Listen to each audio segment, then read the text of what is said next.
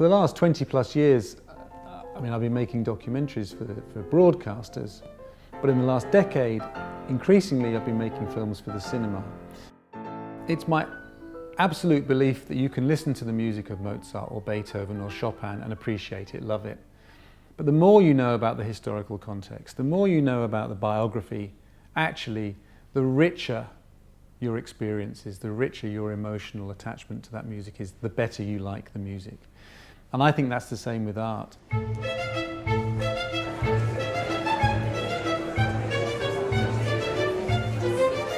I first started working on exhibition Great Art on Screen 3 years ago.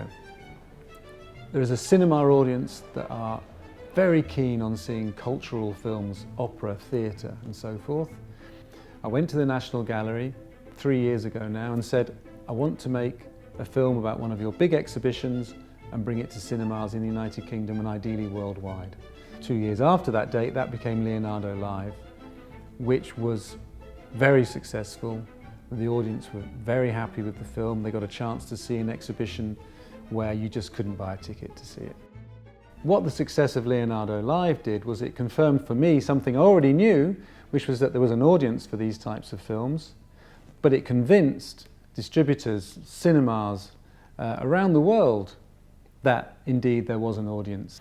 So we've got 3 films for this year: Manet from the Royal Academy of Arts London, then Munch from Oslo, and Vermeer from the National Gallery. We've already got 4 fantastic films lined up for 2014. Now, of course, one of the questions asked, perhaps most frequently, is, well, why would I go to the cinema to see an art exhibition? Actually, I find that very easy to answer. What we offer is the opportunity to see the exhibition if you can't get a ticket or you don't live in this country or in the country of the exhibition. Secondly, we offer expert analysis, biography of the artist, behind the scenes, all those hidden nooks and crannies that you and I can't normally get to. We take the arguments of the curators and we explore them. We choose key paintings and secondary paintings as well to focus on.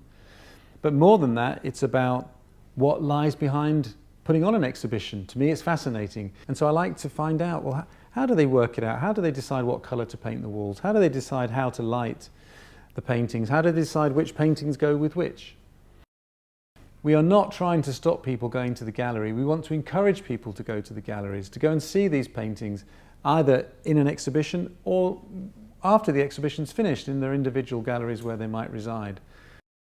What's so exciting is that in that moment, in 30 countries, over 1,000 cinemas, people from Guatemala, Poland, Italy, China, wherever it might be, sitting down together to watch the same film about the same artist. Digital technologies are allowing us to see live opera from the Met, live theatre from the National Theatre London, and now fantastic exhibitions from around the world in your local cinema.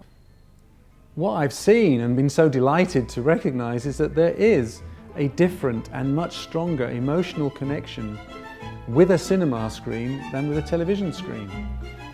If you can't get to stand in front of that particular painting on your own, this is the next best thing. I'm absolutely sure about that.